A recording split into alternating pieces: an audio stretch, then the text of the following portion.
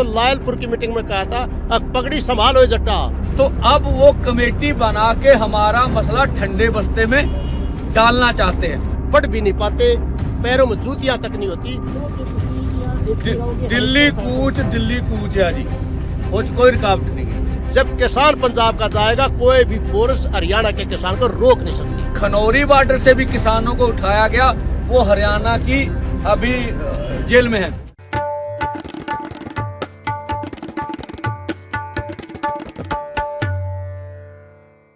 किसान नेताओं ने प्रेस कॉन्फ्रेंस कर साफ किया है कि किसी किसान की मौत नहीं हुई है, लेकिन काफ़ी तादाद में किसान जख्मी हुए हैं, पैर टूटे हैं, चेहरे पर स्प्रिंटर्स लगे हैं, रबर बुलेट इंजरीज हैं और कुछ की टांगें टूटी हैं, कुछ के हाथ टूटे हैं और सब अस्पतालों में इलाज करा रहे हैं। कुछ के टाँके लगे हैं, स्टिचेस लगे हैं और वो यहीं पर हैं। उनका जो है जो वॉलंटियर डॉक्टर्स हैं उनके द्वारा इलाज कराया गया है।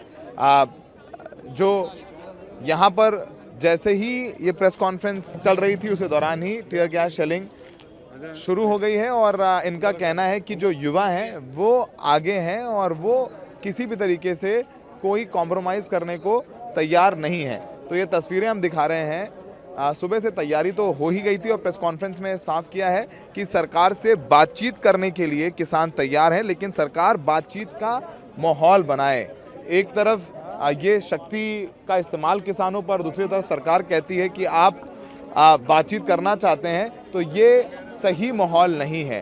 पहले यहाँ पर किसानों पर बल प्रयोग किया जाना बंद किया जाए और फिर उन्हें बातचीत का न्योता दिया जाए। वो बातचीत करना चाहते हैं, उनकी मांगे हैं कि एमएसपी की गारंटी मिले, जो बिजली का कानून है वो लागू ना किया जाए, लखीमपुर के किसान जिनकी हत्या हुई थी उनको मुआवजा दिया जाए, उनको इंसाफ दिया जाए और पराली और किसानों को जो पोल्यूशन एक्ट है उससे बाहर रखा जाए। ये कुछ प्रमुख मांगे हैं जो किसानों की तरफ से रखी गई हैं।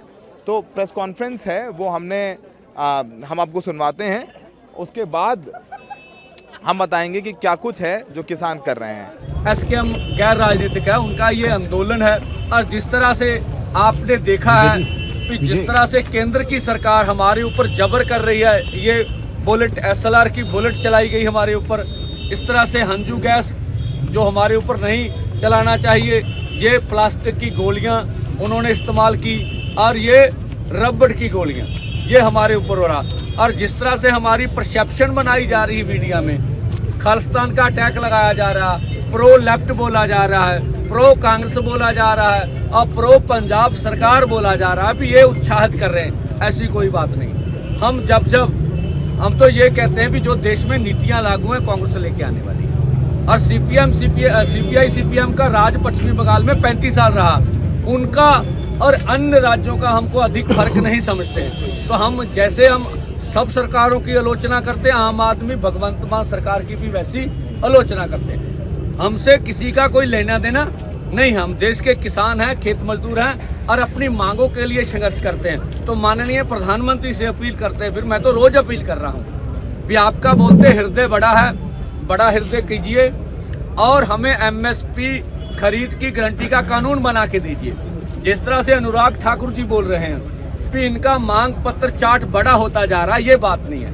हमने पहले दिन से वही मांग पत्र रखा, उसी पे काम कर रहे हैं। जैसे बोला जा रहा है कि अगर MSP खरीद की गारंटी का कानून बनाना है तो उसके लिए कमेटी आवश्यक है। तो हम बताना चाहेंगे, आपको कल भी बताया था कि जो CACP की रिपोर्ट के अनुसार देश के 23 फसलों के ऊपर सरकार पूरी तरह कैलकुलेट कर MSP 23 फसलों का ऐलान करती है। तो हमने मंत्री महोदय के समक्ष ये बात रखी कि आप बताइए, आप ये अनाउंसमेंट कैलकुलेशन से कर रहे हैं? बोले हाँ।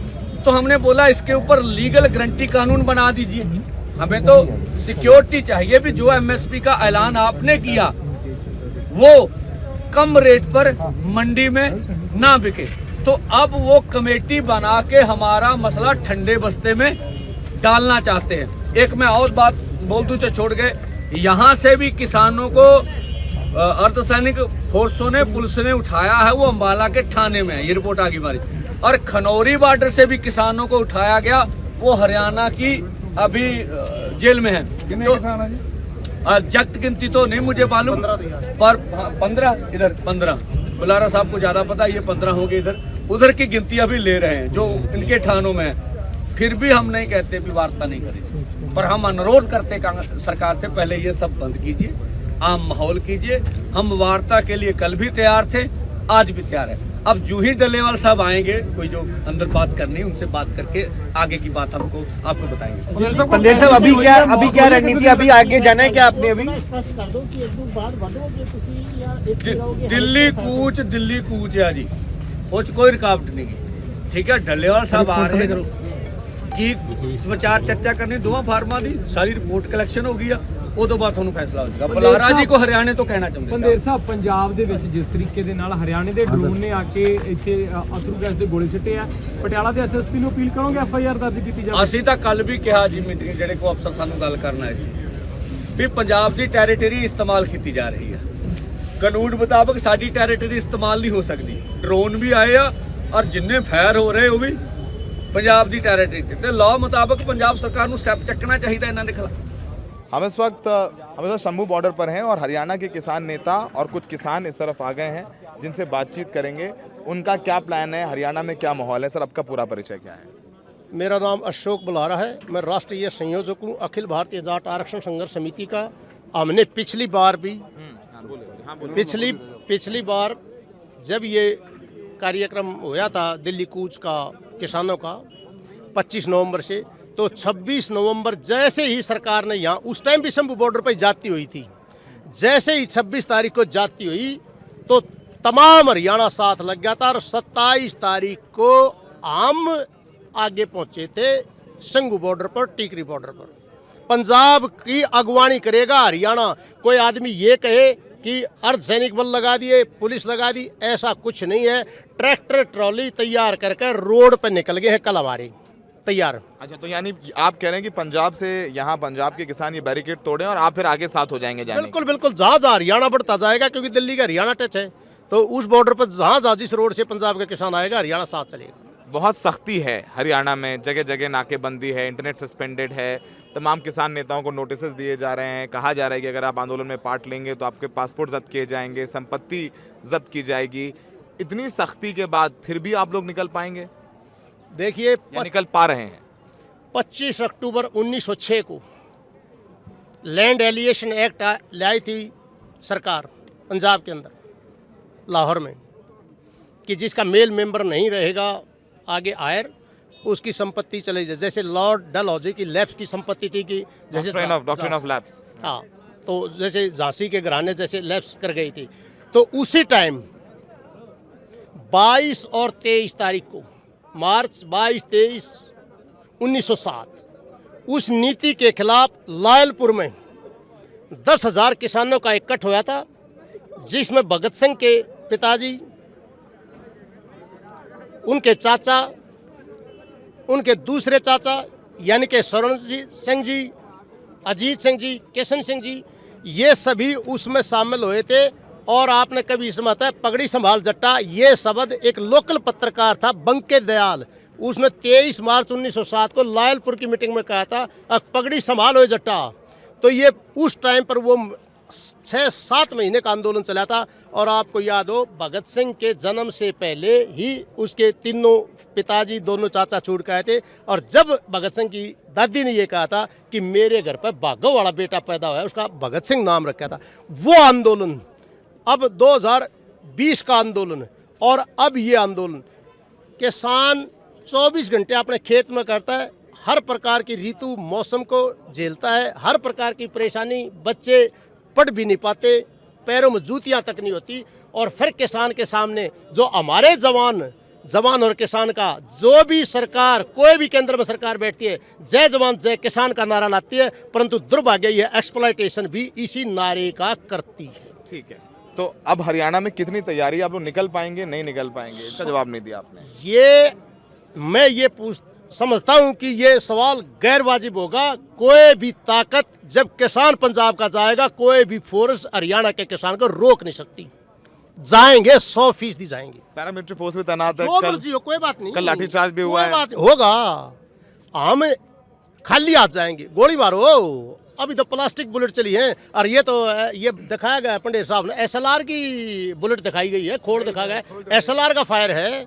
और आंसू गैस तो आपने चली रही अभी आपके सामने पीसी के अंदर ही चल रही थी। तो ये कोई इशू नहीं है भाई कोई रोकेगा नहीं, हम पीसफुल जाएंगे। अगला काम सरकार का है क्या करेगी, हम दिल्ली जाएंगे। ठीक है, शुक्रिया। तो ये हरियाणा के किसान हैं जो यहाँ शंभू बॉर्डर पहुँच गए हैं और सुबह से टीयर गैस शेलिंग जारी है। किसानों का कहना है कि दिल्ली कूच का कार्यक्रम जारी रहेगा। हरियाणा के किसान कह रहे हैं कि शुरुआत पंजाब कर रहा है, जैसे ही बैरिकेड ब्रीच होगा हम पिछली बार की तरह मोबिलाइज कर रहे हैं, मोबिलाइज करके आगे बढ़ेंगे। बहुत स्ट्रैटेजिक तौर पर किसान अब आगे बढ़ने की बात कर रहे हैं। पंजाब के किसान तब तक पूरी फोर्स आगे बैरिकेड नहीं तोड़ेंगे जब तक वो ये मुतमईन नहीं हो जाते कि हरियाणा में उनके पास 2000 से 3000 ट्रैक्टर्स तैयार हैं उनका समर्थन के लिए सिंघू बॉर्डर जाने के लिए। और हरियाणा में मोबिलाइजेशन शुरू हो गया, जैसा कि हमने बताया। कल लाठीचार्ज भी हुई है, गांव-गांव में नाके लगाए गए हैं। हर तरीके से किसानों को रोकने की तैयारी हरियाणा में है, चाहे वो पंजाब के किसानों के साथ तो जो यहाँ पर सख्ती बरती जा रही है वो आप देख ही रहे हैं। हरियाणा के अंदर भी काफ़ी सख्ती बरती जा रही है। इंटरनेट सस्पेंड है और उसकी मियाद भी 15 तारीख तक कर दी गई है, तो पीछे हटने की कोई बात नहीं है। तो फिलहाल अब देखना होगा कि इस आमने सामने में कितने दिन और लगते हैं। किसान आज तैयारी के साथ बैठे हुए हैं, अभी फोर्स नहीं लगाया है। जैसे ही किसान नेताओं का आदेश होगा पूरे फोर्स के साथ आगे जाएंगे। तैयारी कल से बेहतर है। जेसीबीज़ हैं, क्रेन्स हैं, डंपर लाए हैं, मिट्टी भर कर लाए हैं ताकि जो गड्ढे किए गए हैं ट्रैक्टर्स को नीचे डालने के लिए उनको भर दिया जाए और ट्रैक्टर्स आगे निकल दिया जाए। सहयोगी शाहीन असगर के साथ Saurabh Shukla, the red mic.